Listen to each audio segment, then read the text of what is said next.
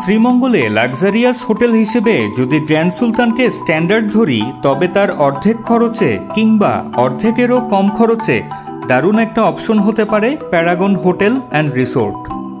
তো শ্রীমঙ্গলের এই নতুন লাক্সারিয়াস হোটেলে কেমন ছিল আমাদের অভিজ্ঞতা, এখানকার খরচই বা কেমন, সে সবই জানাবো আজকের এই ভিডিওতে।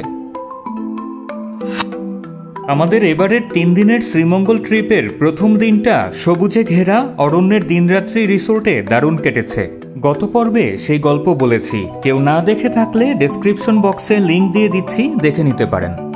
ট্রিপের দ্বিতীয় দিনে এসে অরণ্যের দিনরাত্রি রিসোর্টকে বিদায় জানিয়ে আমরা যাচ্ছি প্যারাগন হোটেল অ্যান্ড রিসোর্টে। গ্র্যান্ড সুলতানের ঠিক উল্টো পাশের রাধানগরের রাস্তা ধরে অটোতে মিনিট 5 এগোলেই দেখা মিলবে প্যারাগন হোটেল অ্যান্ড রিসোর্টের। সদ্য গড়ে ওঠা এই হোটেল অ্যান্ড রিসোর্টেই আমাদের 3 দিনের ট্রিপের শেষ 2 দিন কাটবে। এখানকার রিসিপশনটা বেশ কালারফুল আর ওয়েল ডেকোরেটেড। লবিতে আছে চমৎকার বসার ব্যবস্থা এবং সেগুলো আভিজাত্যপূর্ণ। একটা লাক্সারি হোটেল বা রিসোর্টে যেরকম স্ট্রাকচার বা ঝা চকচকে পশ আউটলুক থাকা দরকার, প্যারাগন হোটেল অ্যান্ড রিসোর্টটা ঠিক তেমনই।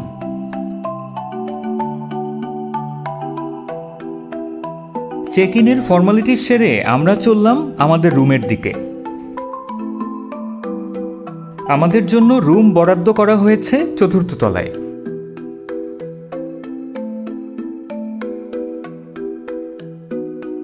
চলেন আমাদের রুমটা কেমন সেটা ঘুরিয়ে দেখাই। আমরা নিয়েছিলাম সুপার ডিলাক্স পুল ভিউ ক্যাটাগরির রুম। রুমটা বেশ প্রশস্ত এবং দারুণ সুন্দরভাবে সাজানো গোছানো।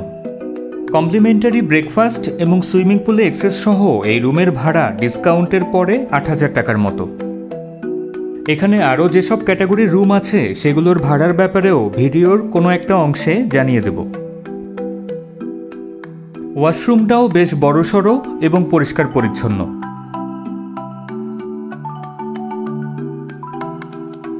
টয়লেট কিট সহ প্রয়োজনীয় যা যা দরকার সবই দেয়া আছে।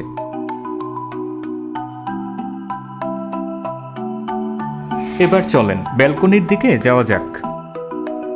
আমাদের পুল সাইড ভিউ সুপার ডিলাক্স রুমের ব্যালকনি থেকে সুইমিং পুলটা তো দেখা যাচ্ছিলই, পাশাপাশি পুরো হোটেল প্রিমিসেসেরই একটা ওভারভিউ দেখতে পাওয়া যাচ্ছিল।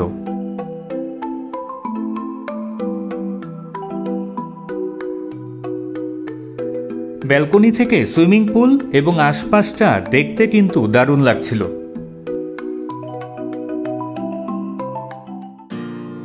প্যারাগন হোটেল অ্যান্ড রিসোর্টের সুইমিং পুলটা কিন্তু চমৎকার। দেখেই বোঝা যাচ্ছিল এটা খুব ওয়েল মেনটেইনড।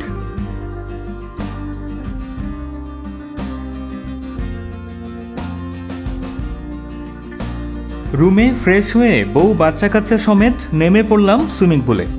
যেই মুহূর্তে আমরা শ্রীমঙ্গলে ট্রিপটা করছি তখন ঢাকার টেম্পারেচার 40 ডিগ্রি সেলসিয়াসের মতো। তাই নিশ্চিতভাবেই এই ট্রিপটা আমাদের জন্য একটা পারফেক্ট সিটি এস্কেপ। মেইন পুলের পাশেই আছে একটা কিডস পুল। আমার ছানাপোনারা সেখানে মনের খুশিতে দাপাদাপি করছে। মেইন পুল এবং কিডস পুল ছাড়াও এখানে আছে জাকুজির ব্যবস্থা।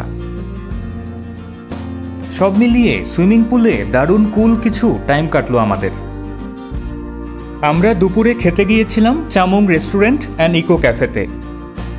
প্যারাগন থেকে মিনিট 2 হাঁটা দূরত্বে এই রেস্টুরেন্টের অবস্থান।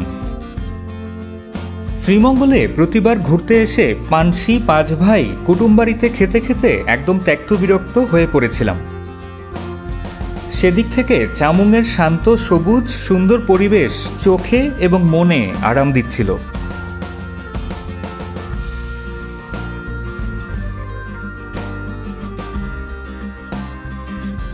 আমাদের দুপুরের খাবার মেনুতে ছিল সাদা ভাত, আলু ভর্তা, সবজি, চিকেন সাতকরা, হাঁস ভুনা আর সাতকরা দিয়ে ডাল। দুপুরে খাওয়া দাওয়া শেষে কিছুক্ষণ বিশ্রাম নিয়ে আমরা বিকালে প্যারাগনের চারপাশটা ঘুরে দেখতে বের হলাম। প্যারাগন হোটেলটা যে খুব বড় জায়গা নিয়ে গড়ে তোলা হয়েছে তা না, তবে যতটুকুই জায়গা আছে খুব যত্ন নিয়ে সাজিয়ে গুছিয়ে রাখা হয়েছে। শ্রীমঙ্গলের চা বাগানের সৌন্দর্যের সাথে যোগ হয়েছে কৃত্রিমতা আর আধুনিকতার মিশেল, আর তাতেই প্যারাগন হোটেল অ্যান্ড রিসোর্ট রূপ নিয়েছে নান্দনিকতায়। সুইমিং পুলটার ঠিক পাশেই রয়েছে একটা কিডস প্লে জোন। আমার বাচ্চারা সেখানে খেলাধুলায় মেতে উঠেছে। ওদিকে তাদের মাও দোলনায় দোল খেতে খেতে সময় পার করছে। প্লে জোন ছাড়াও এখানে আছে নানা রকম ইনডোর গেমস খেলার ব্যবস্থা।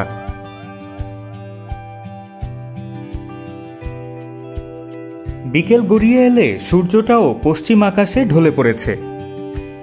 সন্ধ্যা নামতেই প্যারাগন হোটেলটা নানা রকম রঙের আলোয় আলোকিত হয়ে পড়ল।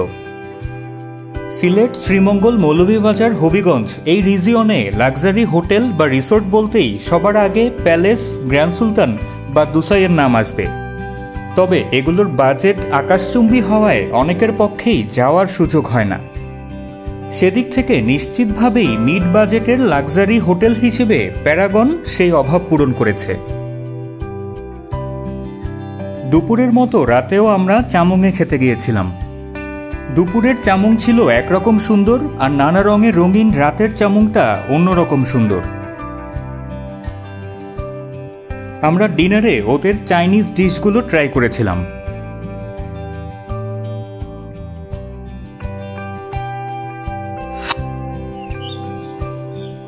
পরদিন সকালে ঘুম থেকে উঠে ফ্রেশ হয়ে আমরা প্যারাগনের ডাইনিংয়ে গেলাম ব্রেকফাস্ট করতে।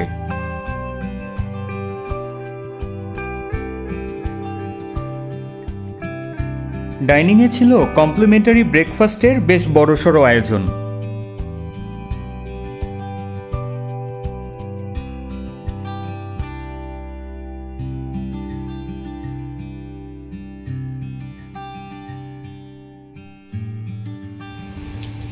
এদিন সকাল থেকেই শুরু হলো পরিবেশ ঠান্ডা করা বৃষ্টি।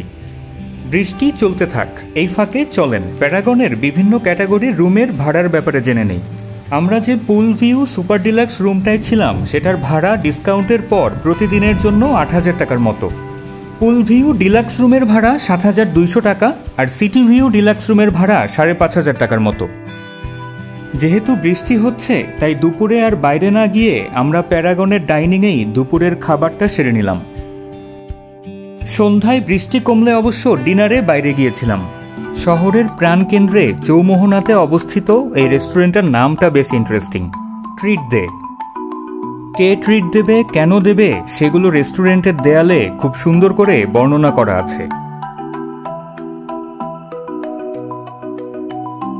জেলা শহরের একটা রেস্টুরেন্ট হিসেবে এর কালারফুল ইন্টেরিয়ার আর খাবারের মান আমাকে মুগ্ধ করেছে। বিশেষ করে পিৎজা, বার্গার, পাস্তা বা চাইনিজ সেট মেনু খেতে চাইলে ট্রিট দে শ্রীমঙ্গল শহরে একটা দারুণ অপশন। যেমন আমার পিচ্চিদের এবারের শ্রীমঙ্গল ট্রিপের তৃতীয় দিন সন্ধ্যায় এসে হঠাৎ চিকেন ফ্রাই আর পাস্তা খাওয়ার ক্রেভিং হয়েছিল, আর তাই তাদের ট্রিট দিতে নিয়ে আসলাম ট্রিট দেতে। রাতে আবার শুরু হলো বৃষ্টি। এবার একদম মুষলধারে শুরু হয়েছে, অনর্গল বিদ্যুৎ চমকাচ্ছে। কফি হাতে ব্যালকনিতে বসে অনেকক্ষণ সেই বৃষ্টি উপভোগ করেছি। পরদিন সকালে প্যারাগনের ডাইনিংয়ে যথারীতি কমপ্লিমেন্টারি ব্রেকফাস্টের ব্যাপক আয়োজন ছিল। সবচেয়ে ভালো লেগেছে যে ব্যাপারটা, সেটা হলো আজকের মেনু গতকালকের আইটেমের চেয়ে আলাদা, তাই একদমই একঘেয়েমি লাগেনি।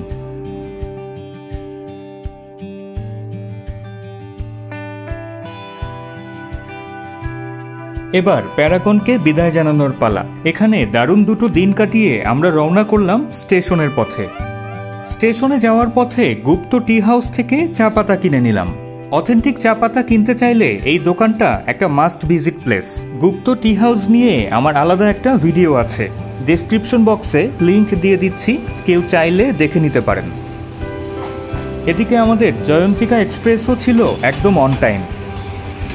সব মিলিয়ে ঢাকায় গরমে সেদ্ধ হওয়া থেকে বাঁচতে শ্রীমঙ্গলে এসে অসম্ভব সুন্দর 3টা দিন কাটিয়ে আমরা আবার ঢাকায় ফেরার পথ ধরলাম।